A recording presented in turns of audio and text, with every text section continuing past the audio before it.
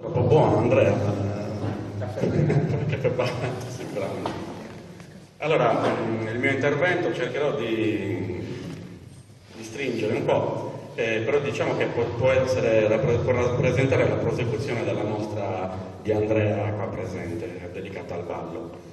Cercherò di fare una panoramica di quello che era il ballo tradizionale dall'inizio del Novecento a oggi, come è cambiato, quali sono stati i motivi di questo cambiamento. Innanzitutto, perché parlo così? Perché quando mi sono vestito per la prima volta con questo pseudo abito tradizionale che manco a carnevale veramente è una schifezza, perché c'erano vi dico solo, c'erano i ricami attaccati a nastro biadesivo in questa schifezza che avevo addosso. Questo è stato il giorno in cui io ho detto c'è qualcosa che non va. Non ne capivo niente dell'abbigliamento tradizionale, qualcosa iniziavo a capire di ballo, però questo è stato il giorno in cui ho deciso di informarmi, di fare ricerca, di studiare, di conoscere gente che ne sapeva più di me, di chiedere, di confrontarmi. E i risultati una quindicina di anni dopo sono quelli dell'altra foto. Ringrazio Luigi Tullio per avermi dato il permesso di pubblicarla. Una foto dell'anno scorso. Non è ancora diciamo la fine del mio percorso, ma è diciamo un nuovo inizio. Da qua si continua a studiare e si continua a migliorarsi. E veniamo a noi. Innanzitutto parliamo del ballo in passato. In passato ogni paese aveva propri balli, ogni zona geografica della Sardegna aveva delle proprie musiche, i propri movimenti. Si ballava in occasioni particolari, quali feste religiose solitamente, il patrono, matrimoni, battesimi, per l'arrivo in paese di qualche personaggio particolare, tipo ad esempio questa bellissima foto del 1905 a Sesto, dove si organizzarono dei balli in onore dell'arrivo nel paese del poeta e pittore romano Cesare Pascarella, oppure l'altra foto che vediamo 60 anni dopo, nel 65 a Nulle, i balli organizzati per il patrono, la festa di Santa Maria Bambina. Qua in queste due foto vediamo già un piccolo cambiamento che vi chiedo di notare. Nella prima foto vediamo i suonatori che ballano al centro del cerchio, un bellissimo ballo campidanese. Nell'altra foto vediamo già che i suonatori sono fuori dal cerchio, sono su un palco e i ballerini ballano sotto il palco. Si ballava anche a carnevale e anche in alcune occasioni private. Il ballo veniva eseguito con l'accompagnamento vocale, quindi canto a tenore, vocesola, o ballo con l'accompagnamento di strumenti musicali. Abbiamo visto prima la foto con le lanedas, ma si potevano utilizzare sulitus, tumbarinus e tutto il repertorio della strumentazione isolana, ai quali poi in seguito si aggiunsero l'organetto e la fisarmonica alla fine dell'Ottocento. Qui vediamo altri due esempi, un ballo degli anni 30 a Bittie, un bellissimo ballo tundu accompagnato dal canto a tenore, mentre nell'altra foto, una foto degli anni 40, un suonatore di semidiatonica che è una via di mezzo tra l'organetto e la fisarmonica che accompagna sicuramente un ballo campidanese a Portofino. Solitamente si ballava in cerchio e tutti i viaggiatori dell'Ottocento parlano del ballo tundu come ballo nazionale, quindi era la caratteristica principale del ballo. Questo era vero, ma con delle piccole eccezioni. Ad esempio, in queste due foto vediamo una foto del 56 a Oliena con un bellissimo ballo in cerchio, dove però vediamo all'interno del cerchio delle coppie di maschi che ballano a mo' di passeggiata, con l'accompagnamento del tenore al centro, ma qui vediamo anche un suonatore di organetto. Altro esempio, Usaki, Sannanza, è un ballo che si balla in linea. E questa è una foto della prima metà del Novecento. C'erano anche delle regole non scritte, che erano quelle che regolavano l'ingresso al ballo, il modo di prendere la donna, il modo di approcciarsi alla donna, e tutto quello che erano le regole comportamentali da utilizzare durante il ballo. Non sto qui adesso a fare degli esempi perché altrimenti non la finiamo più, perché solo per ogni slide ci vorrebbero 2 ore. Andiamo ad analizzare il fenomeno dal punto di vista un po' più scientifico. Parliamo dell'antropologo Victor Turner che, secondo la sua teoria dell'antropologia della performance, parla del ballo in passato come un fenomeno liminare. Cosa vuol dire?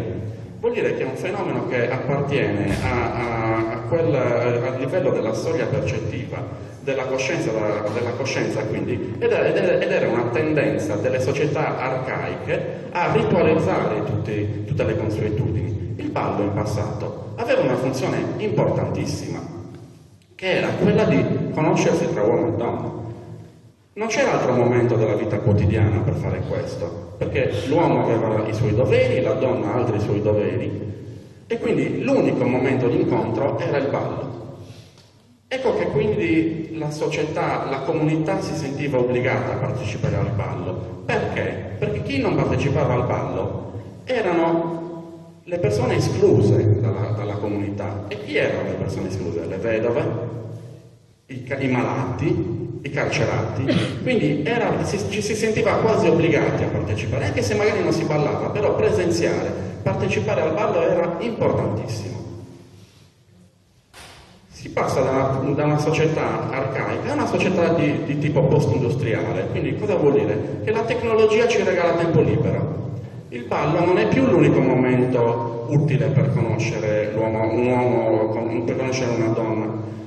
Quindi cosa succede? Che il ballo diventa una delle tante occasioni di svago. Quindi non è più un fenomeno considerato liminale secondo questa teoria, ma un fenomeno liminoide, cioè cosa vuol dire? Che assomiglia ma non è quello del passato. Tanto è vero che a livello inconscio sempre si ha una reinterpretazione, non c'è più quella ritualità, quella sacralità di quel momento, ma diventa uno dei tanti momenti in cui uno sceglie di fare qualcosa. Oggi mi va di andare a ballare, e vado a ballare, altrimenti me ne vado al cinema, altrimenti vado a teatro. Quali sono i primi cambiamenti del ballo che conosciamo logicamente? Perché essendo una tradizione che, come dice Benendra nel suo libro, una tradizione flessibile, cioè una tradizione che non è mai stata persa in determinati contesti, quindi è stata sempre suscettibile di modifiche. Quindi noi analizziamo logicamente questo arco temporale, ma sicuramente anche in passato ci sono state delle modifiche e una naturale evoluzione. Secondo quello che andiamo a vedere noi, dai primi del Novecento, la prima influenza è stata quella dell'apporto dei balli civili. Cosa fanno i balli civili? I balli civili cambiano l'approccio uomo-donna, piacciono di più. Quindi già dalla fine dell'Ottocento subentrano questi balli civili che prima erano sicuramente balli di quella parte nobile, quindi estranea comunque a quella che era la società sarda. I nobili erano i piemontesi, prima gli spagnoli, che facevano i loro balli. Abbiamo le testimonianze dei matrimoni della metà del Settecento dei Savoia, dove i gremi di Cagliari organizzano la danza delle spade, la danza dei mori, e contestualmente organizzano anche i balli per il popolo, i balli tradizionali. Cosa succede quindi? Che piacciono talmente tanto che prima vengono inseriti nelle serate di ballo, quindi faccio un ballo civile e ogni tot balli sardi, poi questa cosa si sovverte e si fanno più balli civili e un ballo sardo fino alla soppressione di balli sardi. Questo non avviene logicamente per tutti i paesi della Sardegna, ma per gran parte sì. Altro elemento che ha influito molto sui balli e sul folklore in generale, quindi anche sull'abbigliamento, è il fascismo. Già vediamo nei primi filmati di Sant'Efisio di epoca fascista le rappresentanze delle comunità, o comunque chi si vestiva che apparteneva all'agilo, al dopolavoro ferroviario, che erano già tutti vestiti con abiti di gala, cosa impossibile. Perché in un determinato paese solo poche famiglie si potevano permettere un abbigliamento ricchissimo, mentre invece l'ideologia fascista era quella dell'uguaglianza ed era quella di far vedere al resto del mondo che l'Italia era al passo coi tempi ed era ricca. Quindi via gli abiti giornalieri, via gli abiti poveri, facciamo vedere solo quello che è più ricco. Questo si è trasmesso, scusate, anche per quanto riguarda il ballo. Passiamo al dopoguerra. Dopoguerra nasce la regione Sardegna, nasce attraverso la Repubblica Italiana. anni 60 la Gaccan compra la Costa Smeralda e nasce il turismo. La Sardegna si fa conoscere al mondo attraverso la Costa Smeralda. Lì la regione fiuta questa opportunità e prende le tradizioni popolari e le sfrutta per attirare i turisti. Quindi le manifestazioni che già c'erano in passato, che erano Sant'Efisio, il Redentore, la cavalcata, vengono turisticizzate. Cosa vuol dire? Che io per primo mi ricordo da bambino a Sant'Efisio chi partecipava alla processione lanciava caramelle, dolci, regalavano agnellini al vescovo, cioè da una vera processione si era passati quasi a veramente una sfilata. A queste manifestazioni la regione ne decide di inventarne altre, proprio turistiche, come la Sagra degli Agrumi di Muravera, come il matrimonio Selarcino, il matrimonio mauritano, che praticamente vengono fatte a cadenza quasi mensile in modo tale da coprire tutto l'arco estivo, sempre per usarli come polo attrattivo per i turisti. Questo determina anche un cambiamento da parte appunto delle tradizioni. Nascono in questo momento la maggior parte dei gruppi folk, stiamo parlando degli anni 60, colgono questa opportunità e logicamente io mi devo approcciare a un turista, non posso chiudermi in un cerchio, non posso far vedere un abito giornaliero, quindi devo esagerare.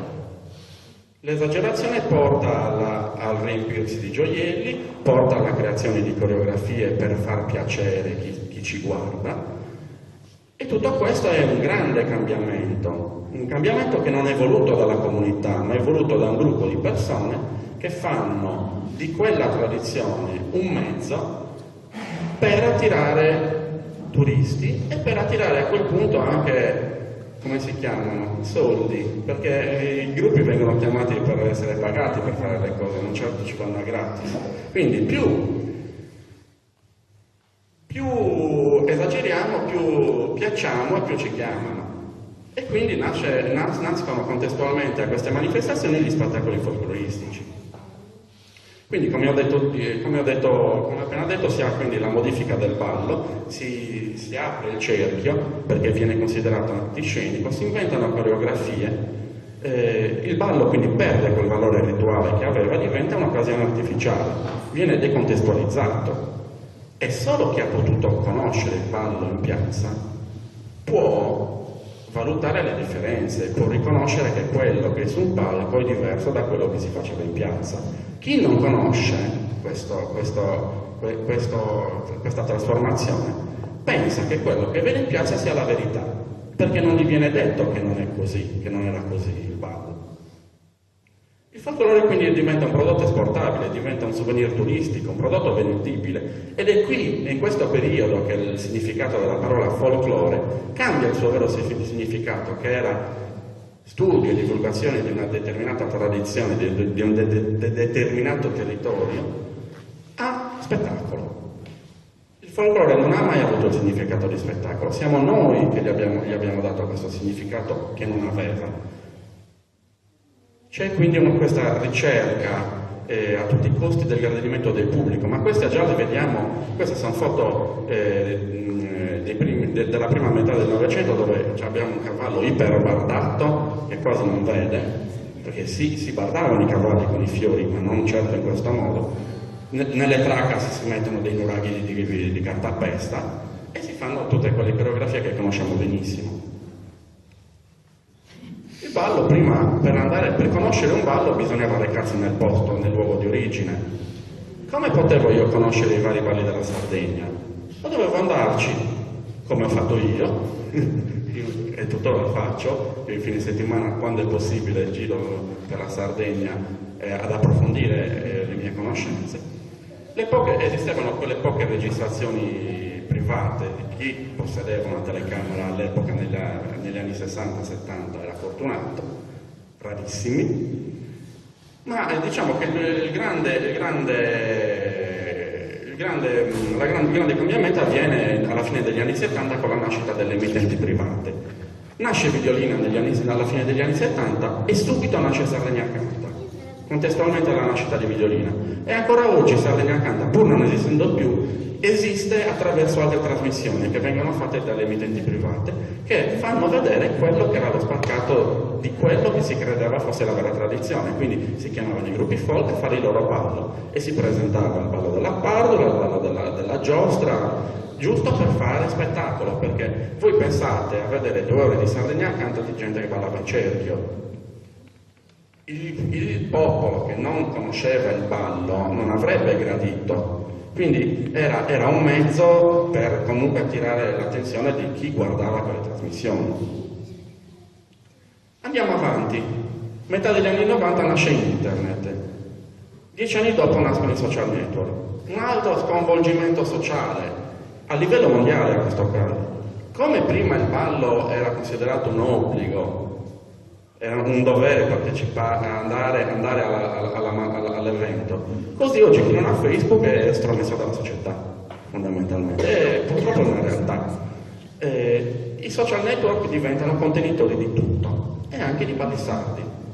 Io sono una delle cause di questi contenitori. Io tengo uno buono, abbiamo 2 canali su YouTube. Dove? Perché abbiamo 2 canali su YouTube? Perché nel girovagare per la Sardegna per conoscere i balli avevamo deciso di acquistare una videocamera e ci siamo fatti un archivio di tutte le serate, che potevano essere sia le serate delle feste patronali sia delle serate folk, e di tutti i vari, di tutti gli eventi a cui andavamo. Una parte di questo archivio l'abbiamo trasferito su YouTube. Oggi più di 15 milioni di visualizzazioni, che per un contenuto così di nicchia che è il ballo sardo è una cosa enorme. In Sardegna siamo 1.600.000, quindi stiamo parlando di numeri. Ma perché sto parlando di questo? Perché YouTube e i social network sono un mezzo di informazione. Io me ne posso stare comodamente seduto a casa e vedermi il ballo di Austis, posso starmene comodamente seduto a casa e vedere il ballo di Perfugas. E questo è un motivo per cui in piazza vediamo nuovi balli, perché chi va alle scuole di ballo richiede quel determinato ballo che magari vede su YouTube, e l'insegnante è costretto a impararlo a sua volta per insegnarlo. Poi, impararlo in che modo e insegnarlo in che modo? Quali sono le tendenze? In passato esisteva il suonatore locale che eseguiva i balli locali. Vero, non del tutto. Ce lo racconta Mondo Vercellino in una bellissima intervista che è presente su Sardegna Digital Library, che racconta che lui comunque si spostava, esportava i suoi balli, così lui, così ad esempio Francesco Banda quando andava in giro a eseguire il Passo Torrao diceva: questo è il ballo di Mamo Iada, perché lui l'aveva conosciuto a Mamo Iada, ma non solo Mamo Iada aveva il Passo Torrao, tutti i centri limitrofi avevano quel ballo. Era un ballo cantato a tenore a Saseria. Quindi chi aveva quel canto a tenore a bocca e ballo a Saseria aveva il Passo Torrao sicuramente. Si spostavano addirittura, esportavano anche i loro balli. A Sesto negli anni 60 veniva un signore Dianera a insegnare i balli, se non ricordo male, e tant'è vero che a Sesto i gruppi folk eseguivano i balli dell'oceano. Quindi è vero che i gruppi folk da una parte hanno avuto il merito di conservare qualcosa, è anche vero però che quel qualcosa che hanno conservato l'hanno anche modificato a loro piacimento, e questo non so se è un bene o un male, per me è un male.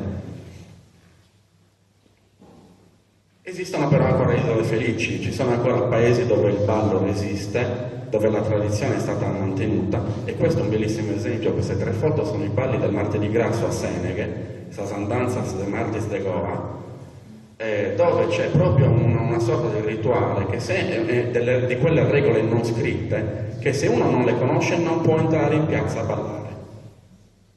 Ma non perché non vogliono che si entri in piazza, perché se io non so ballare, entro in quella piazza, su gioco, come si suol dire, no?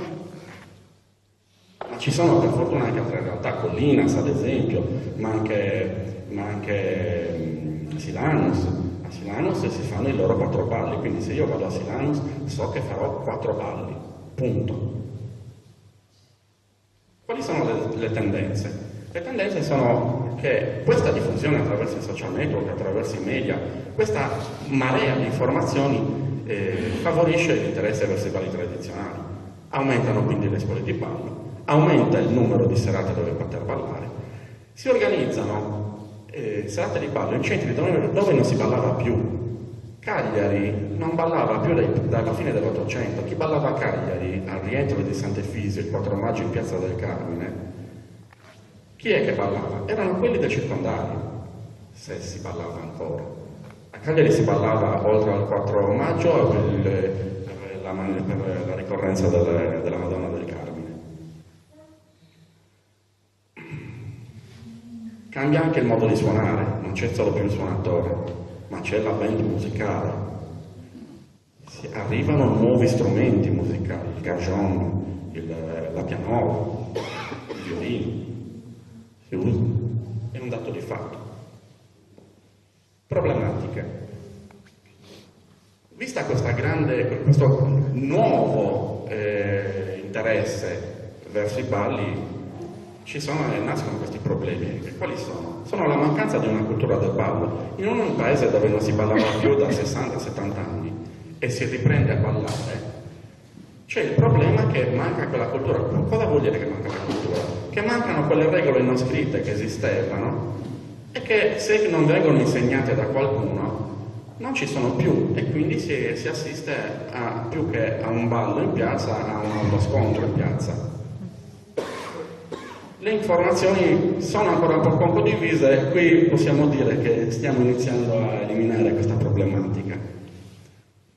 Le scuole di ballo e i gruppi folk sono poco attenti alla divulgazione. Il loro compito è quello di far conoscere qual era la storia dei balli e dei gruppi folk, anche dell'abbigliamento tradizionale, logicamente. Se io mi creo un gruppo folk solo per fare processioni e fare serate folk di ballo, non sto facendo un buon lavoro, perché il mio compito è quello di trasmettere queste tradizioni. Io gruppo folk, devo andare nelle scuole, devo andare dai bambini e far vedere qual era il ballo, come ci si vestiva, devo organizzare conferenze, devo usare anche i social network, perché i social network non sono il diavolo.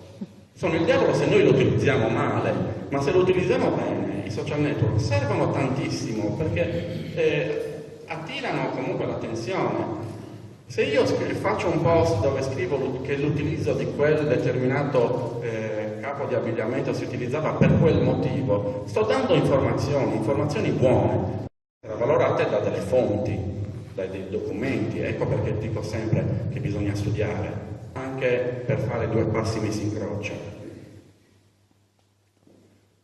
Non è questo il caso, ma c'è anche il fatto che ci sono le amministrazioni che sono poco collaboratrici per diversi motivi, per mancanza di fondi. Ripeto, non è questo il caso, perché grazie a Dio il Comune di Quartuccio ha sempre dato un grande apporto verso la cultura della tradizione popolare.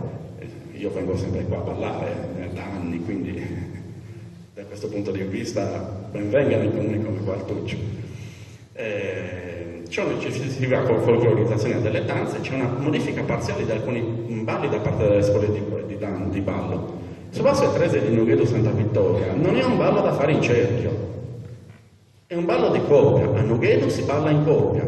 Perché si balla in cerchio? Perché le scuole di ballo di Oristano, per renderlo più piacevole, l'avevano fatto in cerchio. Ma quello non è più un ballo di Nughedo Santa Vittoria, quello è un ballo della scuola di ballo di Oristano. Quindi bisogna fare attenzione a chi gestisce le scuole di ballo, a cosa insegna.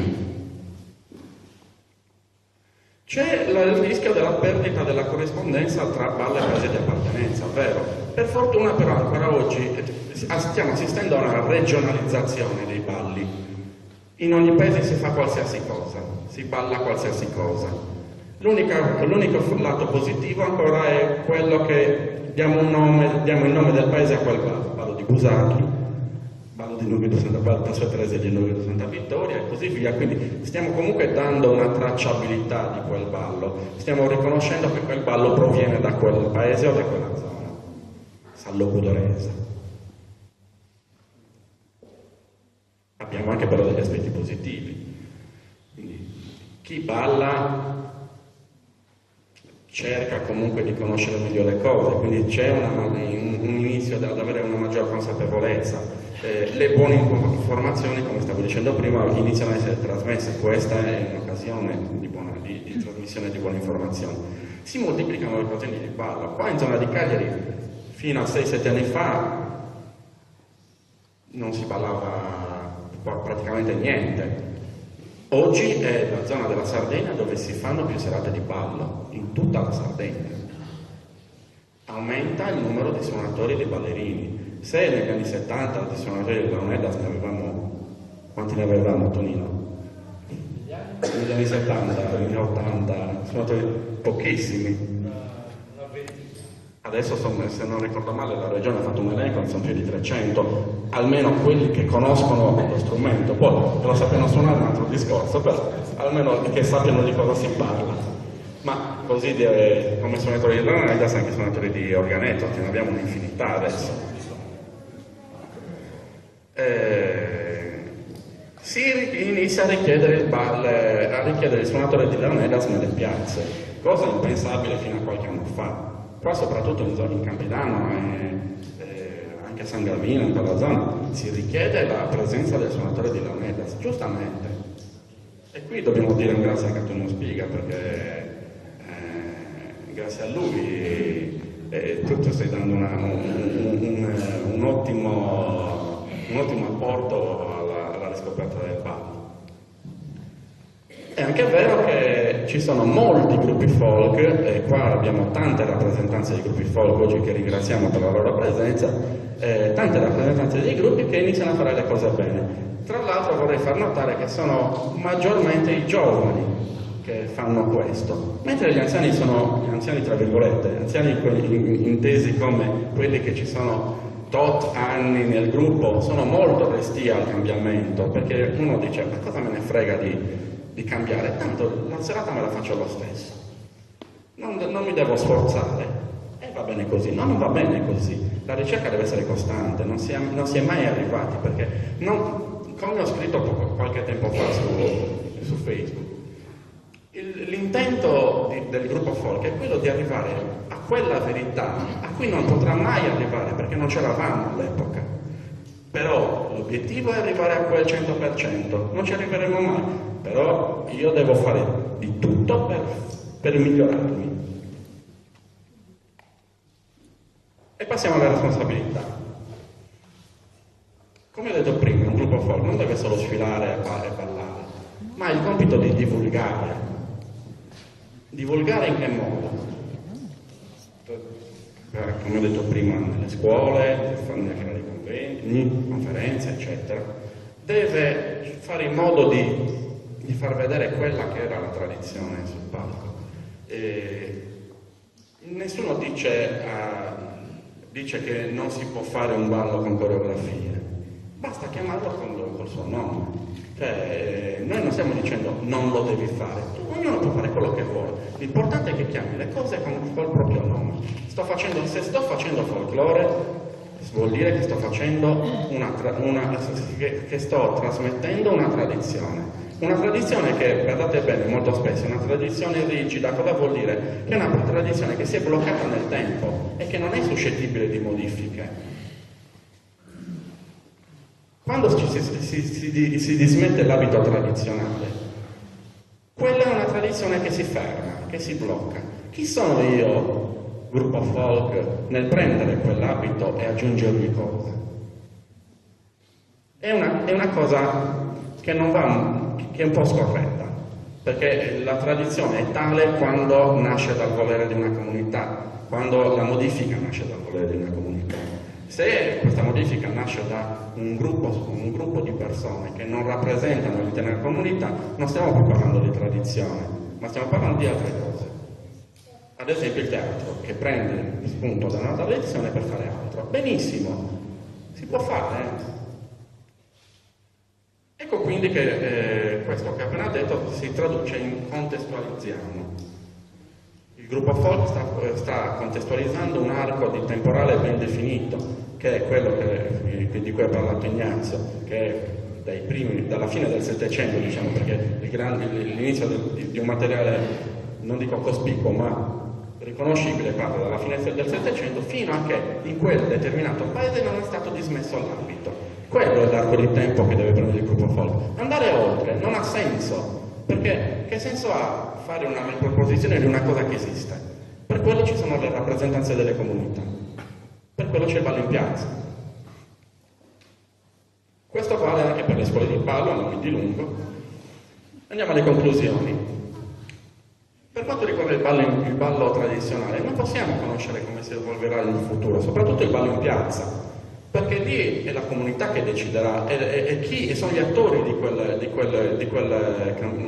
quella consuetudine che determineranno cosa andrà bene, quindi cosa andrà avanti e cosa si bloccherà. A me personalmente, ad esempio, non piacciono i gruppi musicali che fanno i balli in piazza, ma chi sono io per dire che non lo devi fare, se agli altri piace? Semplicemente se non mi piace non lo ballo, punto. Ma il gusto personale non deve incidere su quello che vuole la maggioranza. E questa si chiama una consuetudine che si trasforma poi in tradizione. Tradizione che in questo caso è viva e quindi è suscettibile di modifiche e quindi si evolve nel tempo. Oggi però siamo fortunati. Siamo fortunati perché abbiamo tutte le potenzialità e le possibilità di fare bene le cose. In che senso? Di studiare, di fare ricerca e di capire com'era il passato. Ma questo ci permette anche di conservarlo, quindi possiamo fare tutto quello che vogliamo, ma possiamo e dobbiamo, inteso come gruppi folk in questo caso, dobbiamo conservare le cose. Queste due cose possono coesistere. Grazie mille.